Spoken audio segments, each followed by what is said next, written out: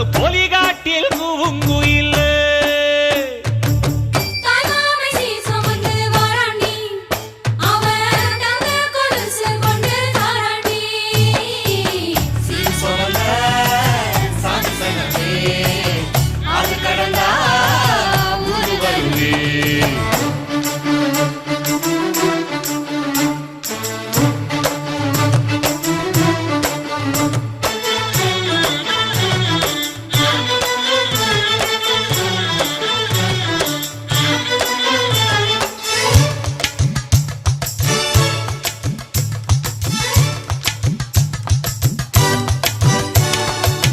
நாட்டுக்கோழி அடிச்சு